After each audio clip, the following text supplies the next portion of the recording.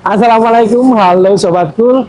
Hari ini kita begitu spesial karena kedatangan mobil yang besar, panjang, dan tinggi. Apa itu? Ini dia, Mercedes-Benz Sprinter Transfer. Kenapa tadi saya bilang ini spesial? Karena Sprinter jenis ini tergolong cukup langka dan sangat jarang di pasaran.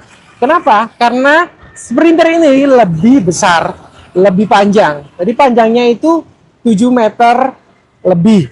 Terus tingginya ini 3 meter. Nah, saking tingginya mobil ini tidak bisa masuk sepenuhnya ke bengkel kita karena bengkel kita ini tingginya dari lantai ke atas ini 2,75. Sedangkan mobil ini tingginya mencapai 3 meter. Jadi mobil Mercy Sprinter ini datang dengan keluhan AC mobilnya tidak dingin. Bagaimana info selengkapnya? Kita langsung saja tanya ke ahlinya. Langsung saja kita sambut Bapak Saiful, Kepala Bengkel AC Mobil Manhattan Cool. Jadi Mercy Sprinter ini datang ke sini sudah dalam keadaan tidak dingin, AC bagian depan. Kenapa saya sebut bagian depan? Karena kompresornya ini ada dua. Jadi di mobil Mercedes Sprinter ini kompresornya ada dua. Yang di sebelah kiri ini untuk AC yang bagian depan. Sedangkan kompresor yang di sebelah kanan ini untuk AC bagian belakang.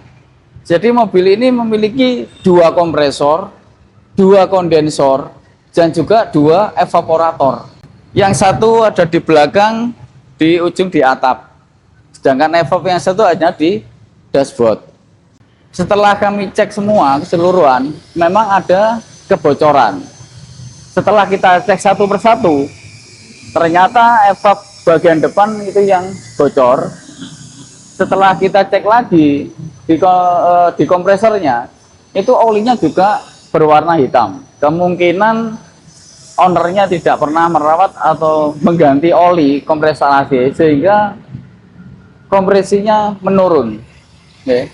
Jadi AC hanya dingin sekitar 18 derajat. Kalau memang kompresor itu olinya hitam, kita memang menyarankan kondensor harus diganti. Karena kondensor di flashing itu tidak bisa benar-benar bersih. Sehingga yang kita khawatirkan adalah ketika dipakai kurang lebih 2 atau 3 bulan ke depannya, mungkin kompresor akan rusak lagi karena kotoran atau sisa-sisa gram itu masuk lagi ke dalam kompresor sehingga kompresor yang baru akan rusak lagi. Makanya kita sarankan untuk diganti kondensornya sekalian. Dan ini memang agak ribet ya pembongkarannya. Kita bongkar kondensor aja sampai bongkar di depannya radiator dan lepas selang-selang dari radiator, termasuk lampu depan dan bumper. Karena ini berkaitan jadi satu, sehingga tidak bisa dilepas setengah-setengah atau separuh. Jadi kita bongkar total. Jadi pembongkaran mobil ini agak sedikit rumit, beda dengan mobil-mobil yang lain, karena ini harus dibongkar semua mulai dari lampu depan, grill, bumper, ini harus dibongkar semua karena ini tidak bisa dilepas sendiri-sendiri. Tadi saya bilang pembongkaran kompresor dan kondensor di depan itu memang rumit, tapi untuk pembongkaran evaporator jauh lebih rumit dari ini. Mari kita lihat. Nah, tuh.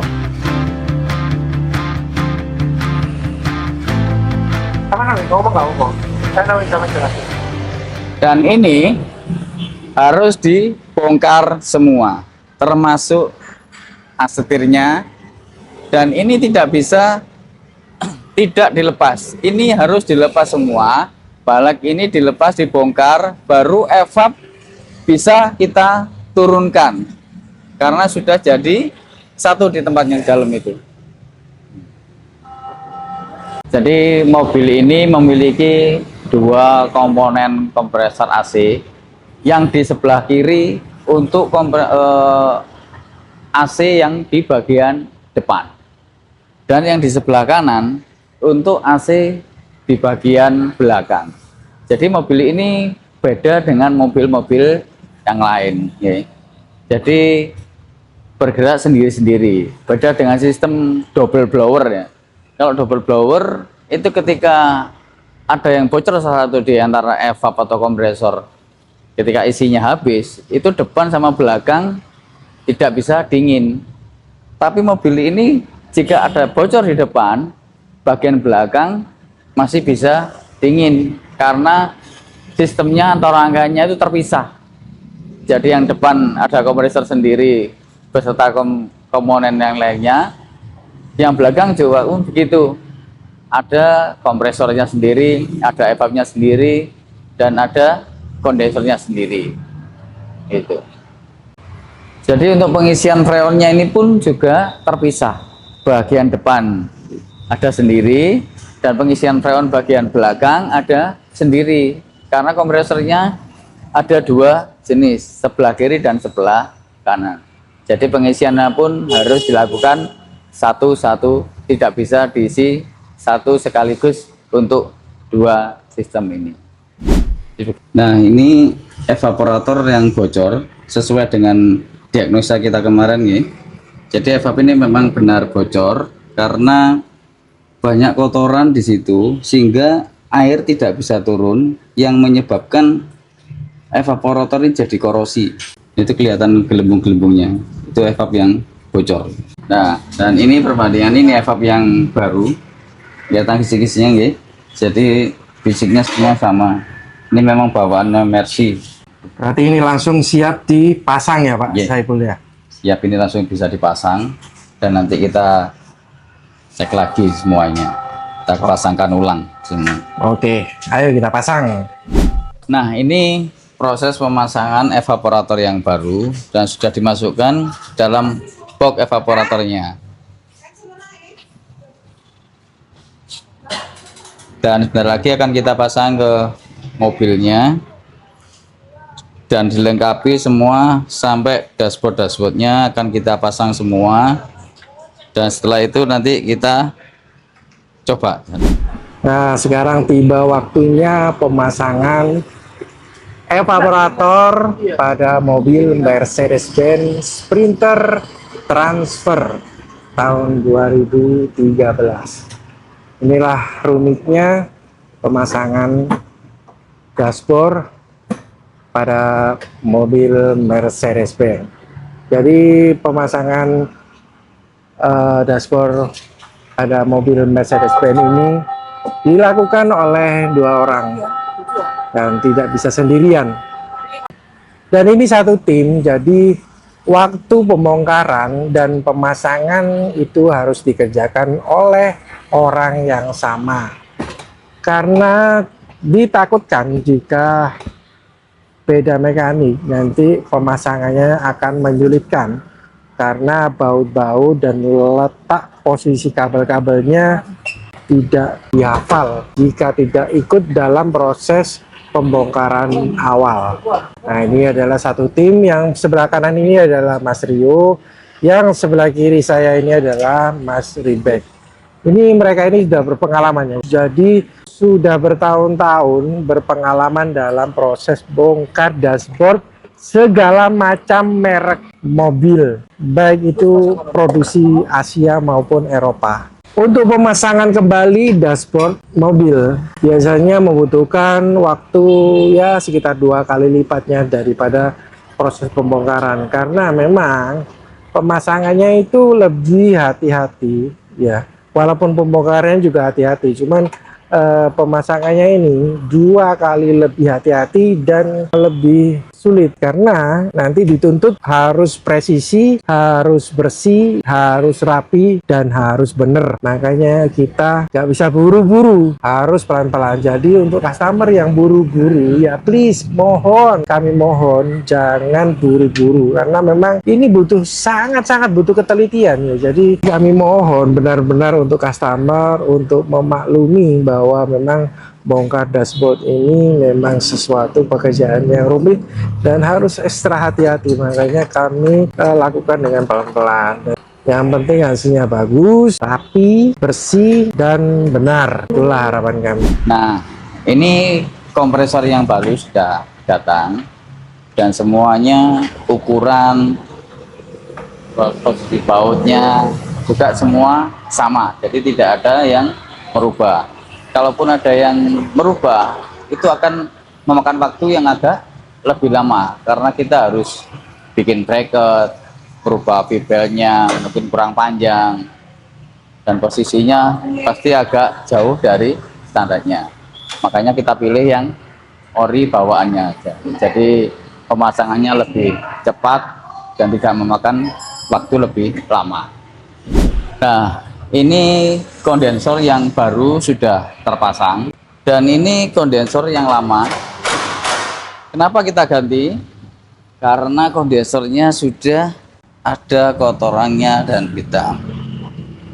Nah, ini sudah hitam sekali, dan kalau kondensor memang tidak bisa di flashing.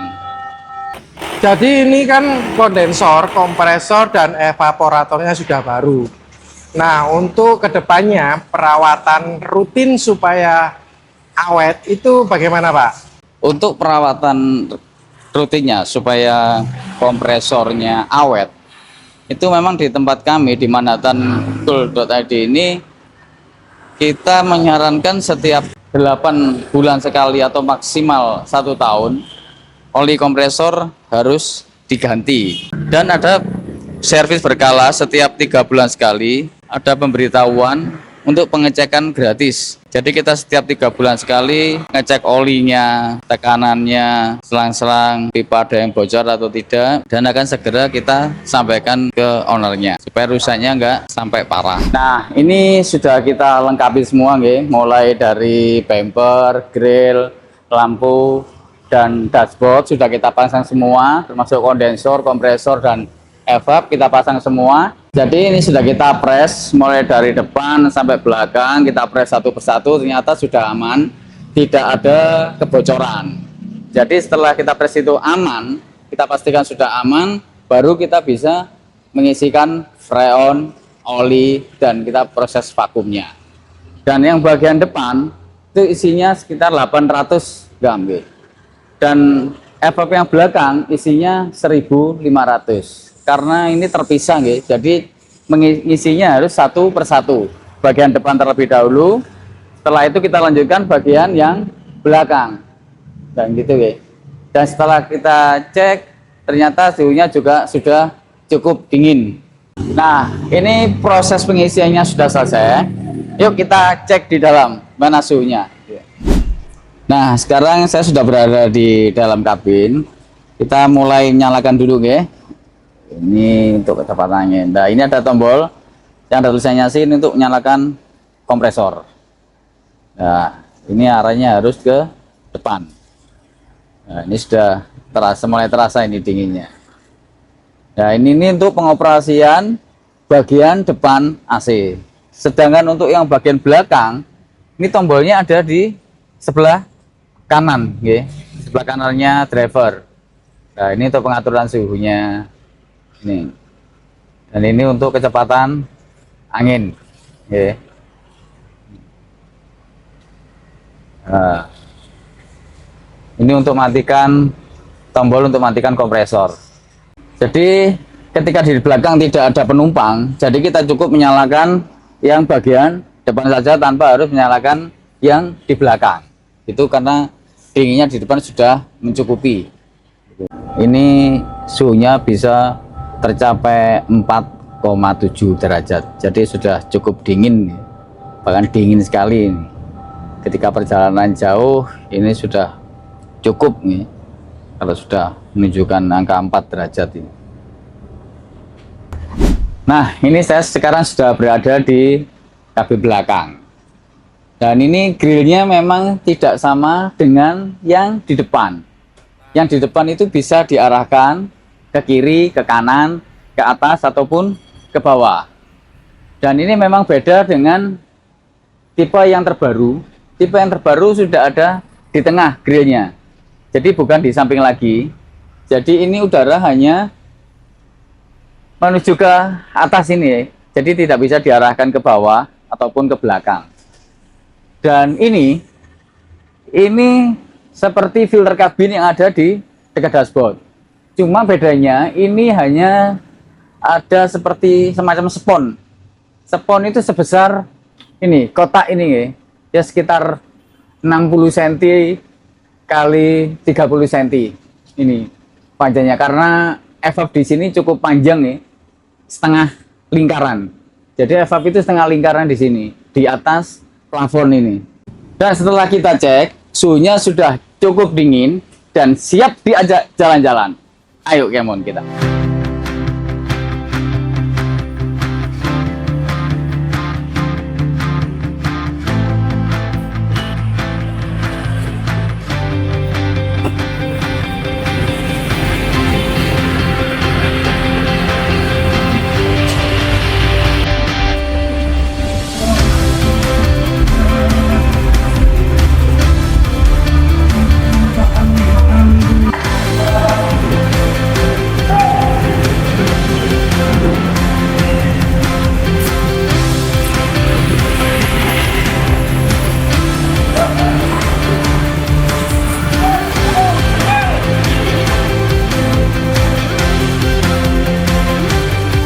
Nah, ini kita mulai coba ajak jalan-jalan tentunya dengan seizin ownernya ya.